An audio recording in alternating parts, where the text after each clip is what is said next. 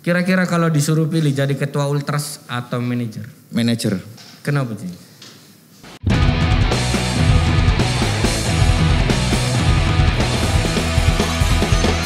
Ngomongin apapun yang perlu diobrolin. Halo sayang-sayangku, selamat datang kembali di Head to Head. Ngomongin apapun yang perlu diobrolin.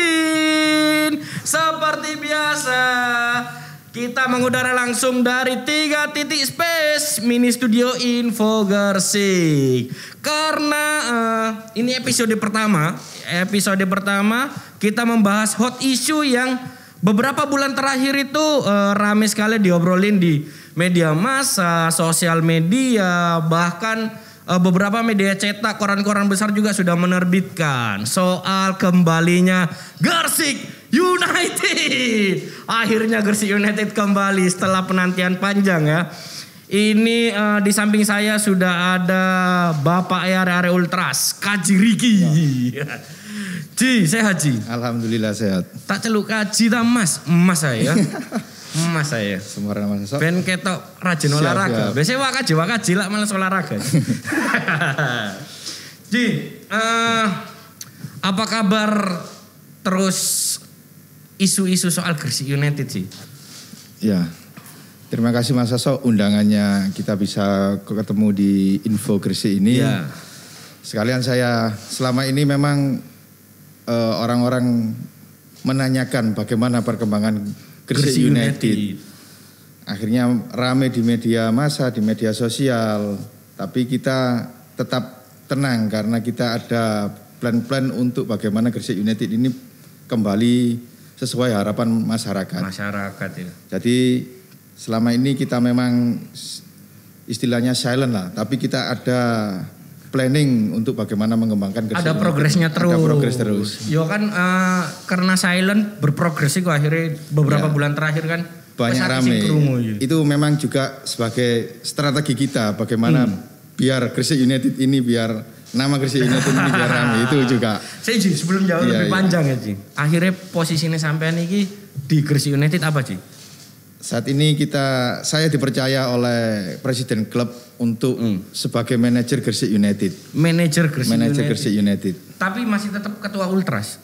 Tetap ketua Ultras Gersik. Tetap ketua Ultras jadi manajer Gersik United. Gersik United. Ini baru pertama kali berarti Ji. Saya manajer Gersik United itu didapuk dipercaya mulai tahun 2020. Tapi setelah seleksi 2020 ada pandemi, akhirnya kita break. Ini dilanjut lagi di 2021 saya dipercaya untuk sebagai manajer Gersik United. Manajer Gersik United. Terus untuk sejauh ini persiapan kabar kembalinya Gersik United sudah melakukan apa aja nih Pak Manajer? Yang pertama persiapannya. Kita di manajemen merekrut Bapak Subangkit sebagai head coach Gersik United beserta Mas Daud sebagai asisten dan legenda Petrokimia Gersik. Legenda Petrokimia. Iya. Bapak Haji Husairi sebagai asisten pelatih juga. Selain dari mematangkan pemain atau kegiatan di lapangan sudah rekrut apa aja Ji? Mulai 1 minggu yang kemarin kita seleksi pemain dari lokal Gersik sampai dari luar kota dan di Jumat mendatang atau besok itu terakhir seleksi pemain dan itu adalah kerangka tim akan kita untuk hari Seninnya kemungkinan akan kita kontrak kesepakatan dengan pemain tersebut. Oh pemain-pemainnya udah berarti sekarang untuk rekrut pemain ya? Sekarang seleksi pemain. Seleksi pemain udah tutup berarti? Udah selesai?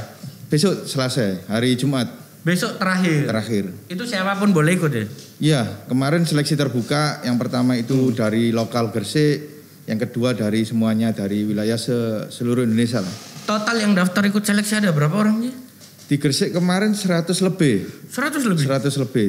Dari lokal itu, dari luar kota itu banyak bergantian masuk untuk ikut seleksi. Tapi sampai saat ini 31-an, tinggal 31 orang. Itu yang nyeleksi wis Pak Subangkit berarti ya? Ya, kita di manajemen bersifat transparan, kita serahkan semuanya kepada tim pelatih untuk merekrut pemain-pemain tersebut. Kita mencoba memposisikan yang semestinya. Iya sih. Kudu bidangi wis gak usah melu-melu ji. Iya, siap. Ben Pak Sunan kita sing. Terus ini yang mungkin banyak orang mempertanyakan juga nih. Gresik United sudah kembali ke tangan masyarakat lah atau kepada supporter. Terus bagaimana dari manajemen untuk ini Ji mengelola tim ini? Soalnya kan kemarin-kemarin kan pasti saya yakin sampai juga pasti banyak lah diremehkan orang di luar sana. Opo iso supporter ngelola bal-balan, opo iso masyarakat ini ngelola bal-balan. Nah, untuk saat ini apa yang sudah dilakukan manajemen Ji? Alhamdulillah di 2019 setelah kita demo besar-besaran untuk mengambil alih Gresik United itu, kami di Ultras Gresik semuanya sebagai manajemen, sebagai panpel, dan itu adalah sebagai pembelajaran yang sangat berharga. Sudah trial juga? Sudah trial di 2019 dan itu kita sudah mengetahui bagaimana mengelola sebuah manajemen, sebuah klub. Iya. Dan di 2020 tinggal kita bagaimana cara mengeksekusi yang benar, bagaimana target yang baik, dan bagaimana ada plan-plan jangka pendek, jangka menengah sampai jangka panjang. Iki pertanyaanku dari dulu kan gini sih, sebagai supporter kan kesannya terlalu jauh tuh. Dulu ya. Supporter dengan manajemen ini kesannya jauh tuh. Terus bagaimana akhirnya apa yang sampean lakukan biar gapnya ini pecah sih? Kebetulan di sini saya juga sebagai ketua Ultras Gresik juga sebagai manajer Gresik United itu adalah posisi yang sangat timpang sebenarnya kalau kita ngomong di antara supporter sama manajemen yang ada jarak lah. Iya. Tapi selama ini kita menarik semua teman-teman supporter ini. Ada yang biasanya hobinya nulis di supporter, kita tarik ke manajemen. Ada yang hobi apa di sosial media, kita semuanya pengelolaannya dari kawan-kawan supporter. Di panpel pun begitu. Kepanpelan semuanya ini dari supporter. Karena sesuai dari kesepakatan kita di awal untuk demo, kita kembalikan ke masyarakat Gresik dan pengelolaannya adalah kawan-kawan supporter Gresik. Diolah secara kolektif. Kolektif. Dan sebenarnya posisi saya ini kan saya tidak mau di manajer karena posisi saya ketua Ultras. Tapi saya adalah sebagai perwakilan dari Ultras untuk masuk manajemen juga. Itu harapannya kawan-kawan Ultras. Jadi mengetahui. Tapi posisi saya ini kan juga ya gimana lah. Antara manajemen dan supporter itu kan yang terbentur kan di situ. Biasanya. Yang selama itu. Biasanya ya. Ini kita ambil bagaimana karena ini Gresik United sekarang adalah punyanya masyarakat Gresik. Ayo kita bareng-bareng kita bergotong royong untuk bagaimana Gresik United bisa bangkit kembali. Cukup berat berarti Ji. Cukup berat karena kita ini ngisor maidu. Mulai nol lah. Mulai nol ya. Sampean berarti melu maidu ndur. Kemarin kan ya rame-rame di sosial media kan ya inilah biasanya kita yang menyerang untuk ke manajemen, sekarang kita yang diserang kan asik lah. Iya. Dan di tantangan baru. Admin di sosial media kita juga kan anak-anak Ultras ternyata sore ya dari manajemen ya. Iya sih Ji. Iya terus gini. Jajaran manajemen ini ada siapa aja sih? Sebenarnya jajaran di manajemen itu kebanyakan semuanya ya kawan-kawan kita semua di Ultras Gresik. Ada Mas Imam Junaidi, ada Mas Imam Munawar sebagai wakil sekretarisnya Gresik United. Di kepanpelan itu ada hampir lah semuanya itu kawan-kawan kita semua yang mempunyai visi dan misi, tidak ada money oriented. Iya benar. Kita bagaimana Gresik United ini kedepannya bisa bangkit kembali, bisa naik ke kasta yang lebih tinggi. Itu harapan kita mencari kawan-kawan yang memang tidak ada untuk money oriented karena kita sama-sama berjuang dari nol. Iya. Tapi kan ini yang dulu yang pernah kita takutkan waktu kita ngobrol aja akhirnya pas dibalik iki kudu ya apa. Yang kita takutkan kan kalau tim ini kita kelola sendiri akhirnya apakah bisa menjadi profesional? Terus menjawab itu ya apa sih? Sementara ini memang karena kesepakatan kita demo dulu itu kan dikembalikan ke masyarakat Gresik, di situ dikendalikan oleh waktu itu ketua DPRD yang sekarang menjabat bupati. Iya benar. Dan Di situ kita perwakilan dari supporter yang notabene adalah masyarakat Gresik, kita saling bersinergi. Dan memang awal setelah kita mengambil alih itu kan tantangan kita, siapkah kawan-kawan ini untuk mengelola sebuah tim? Dalam artian SDM-nya atau SDA-nya. Ternyata kawan-kawan sendiri tidak siap. Tapi di situ ada perwakilan dari supporter di manajemen. Dan kami sangat saat ini saya memberikan kepada kawan-kawan ultras khususnya di kepengurusan. Bagaimana kalian-kalian ini mengkonsep untuk masalah kepemilikan sebuah tim ini, apakah lewat koperasi atau lewat saham atau bagaimana. Dan kalau kalian-kalian ini sudah siap untuk mengelola sebuah tim, ayo masuk kita sama bareng-bareng untuk mengolah secara profesional. Sama-sama belajar. Sama-sama belajar. Kita ngomong sosios di Timor Leste atau di luar negeri ada contoh Barcelona atau Real Madrid itu dalam bentuk koperasi. Dan di situ adalah semuanya punya masyarakat. Dan itu yang kita contoh bagaimana masyarakat bisa mempunyai sebuah klub dalam bentuk koperasi. Kita memiliki saham. Berarti akhirnya biar semua merasa memiliki. Nah, itu. Ya. Tapi kalau untuk ini pengembangan timnya, sedangkan yang dari dulu kita takutkan kan kalau tim ini kita pegang mungkin bisa secara swadaya ya. Iya. Adil, pasti adil. Soalnya iki simbok bangga. Iki simbok jalo ketika dia balik kan. Tapi kalau menuju jangka profesional, kayak semisal bakalan naik ke Liga 2 dan Liga 1, pasti kan butuh orang-orang yang memang sudah bidangnya ngelola tim. Kita mempunyai set plan. Meskipun kita sambil belajar, meskipun di Liga 3 ini kita sudah belajar ke tim-tim Liga 1 yang profesional. Di situ terbentuk ada departemen tertentu karena ini menuju ke sepak bola profesional. Kita juga di departemen komersial kita sudah siapkan. Dalam artian bagaimana menopang ini tidak mengharapkan kepada sesuatu yang belum tentu jangka panjangnya bisa diharapkan. Kita harus mandiri menghidupi tim ini bagaimana karena saat ini adalah kondisinya nol putul dan bagaimana ini sosial media kita harapkan berkembang di departemen komersial ini dan bagaimana cara menggait sponsorship secara profesional. Kita ngomong feedbacknya apa, tidak seperti yang kemarin-kemarin mungkin feedback yang diberikan oleh manajemen ini kurang memuaskan kepada yang memberikan sponsorship. Itu yang kita tekankan. Kita tidak meminta sumbangan. Kita ngomong B2B, bisnis B2B. Dari bisnis. Iya, setuju. Pabrik ngasih apa atau perusahaan ngasih apa, ini kita kasih feedback kayak gini. Itu yang kita kembangkan saat ini. Tadi saat ini memang mulai nol putul kita mengembangkan semuanya itu. Pelan-pelan ngeplan nih. Tapi asik lah karena mulai nol Liga 3 kan ada kebanggaan tersendiri. Berarti ono berkah sih yo. Teko start teko Liga 3 yo.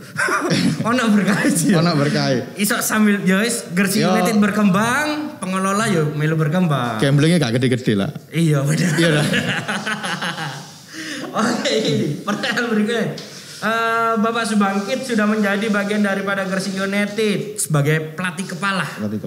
Harapan targetnya kita merekrut Pak Subangkit yang aslinya sebenarnya beliaunya tidak pantas berada di Liga 3 karena kita melihat lisensinya kan AFC. Seharusnya dia ada di Liga 1. Tapi karena presiden klub menginginkan target bagaimana besok itu bisa naik ke Liga 2, kita harus menyiapkan benar-benar mulai pelatih harus sekelas lisensi A. Ya, itulah jadi target Pak Subangkit ditatangkan adalah kita naik ke Liga 2. Langsung ya, biar harapannya wis sukses aja lah. Iya, karena masyarakat Gresik yang diharap-harapkan kan memang bagaimana sepak bola Gresik ini sudah bangkit dan bangkitnya kan adalah naik ke kasta yang lebih tinggi ya. Tanpa membeli tim lain sih ya. Itu, oke. Iku sih perlu digarisbawahi. Karena di tahun 2018-19 masa ya kita diskusi bagaimana Gresik United ini dan kawan-kawan kita sepakat untuk tetap Gresik United meskipun Liga 3 kita tetap loyal. Padahal ketika itu pun ya kalau mau loyalan sebenarnya kan mampu toh? Mampu. Beli tim dari Liga 2 mampu. Ada iya. Mampu kan? Tadi kita sama kawan-kawan Ultras itu kan demokrasi.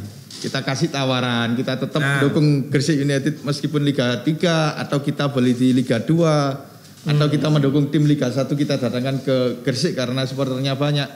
Tapi kawan-kawan Ultras memintanya tetap Gresik United meskipun Liga 3 asalkan manajemen terbuka dan profesional. Akhirnya ini kabar seger dalam arti sedikit banyak kan aku meli perkembangan sih sana sih. Soal bal-balan. Sedikit banyak lah. Soal bal-balan. Mas Aso adalah sebagian. Iku aku ben iku wedine akhirnya sampe nih ngambil keputusan tak tuku ae tim Liga 2. Aku paling wedi ku sih. Ya itu adalah wajar karena mungkin 10 tahun ini kawan-kawan sudah merasa dibujui. Akhirnya untuk mengembalikan rasa itu kan kepercayaan itu kan memang sulit. Terus pertanyaan mendasarku gini, karena ini kan baru istilahnya ini Gresik United baru menjalankan plan-plan yang jangka pendek dulu ya, kita gak munafik kan. Jangka pendek aja dulu dikerjakan pelan-pelan. Nah, untuk teman-teman yang ada di dalam berarti semuanya nggak ada yang dibayar ya? Kita ngomong berbicara profesional karena tenaga manusia ya. Iya benar. Tapi keprofesional itu kita kuatkan dengan loyalitas. Akhirnya kita tetap tapi jangan berharap lebih lah. Karena kita sama-sama berjuang dari awal. Untuk masalah gaji itu kan kita tekankan untuk keloyalitasan. Karena kalau insya Allah kalau masalah kopi rokok sih aman lah. Iya. Kolek nata kau bertirang. Loh Ji, tak gini, kalau mungkin kan teman-teman Ultras mungkin kan bisa loyal lah. Tapi kalau untuk pelatih kepala Pak Subangkit itu ya apa? Oh tetap lah, kita ke pelatih, ke pemain profesional Mas. Ya makanya sumber dananya dari mana? Sedangkan sponsor belum ada, terus pertandingan juga belum ada. Itu kan sempat ditanyakan kan sama orang-orang juga rame ketika, iki terus dibayar kayak apa? Ya untuk awalan ini kenapa kita menunjuk sebuah pengusaha sebagai CEO baru itu adalah harapan kita untuk di awal, tapi itu ada kita ngomong kan bukan jangka panjang. Kita ngomong dana talangan karena kita jangka pendek lah. Kita ngomong masalah pendanaan kita di Gresik ini ada berapa ribu perusahaan. Kalau kita bersifat profesional pengelolaannya itu akuntabel, insya Allah kita optimis di Gresik ini perusahaan ini siap bantu. Kota industri. Itu juga pertanyaan dari. Yo nek gak bantu yo arek Ultras minimal 5.000 lah yo. Ya perusahaannya di demo ngono ae. Kan ngono. Loh, itu juga pertanyaan dari dulu kan. Iya. Sakmene akene perusahaan masuk sih gak sing gawe sponsor sih. Ya kita bersifat itu di awal itu kita ngomong profesionalitas, kita terbuka, kita akuntabel. Makanya insya Allah lah kalau kita niatan baik kan pasti dibuka jalan. Ya, amin. Ji, ini pertanyaan paling apa ya? Dijawab cepat lah ya, spontan lah ya. Kira-kira kalau disuruh pilih jadi ketua Ultras atau manajer? Manajer. Kenapa Ji?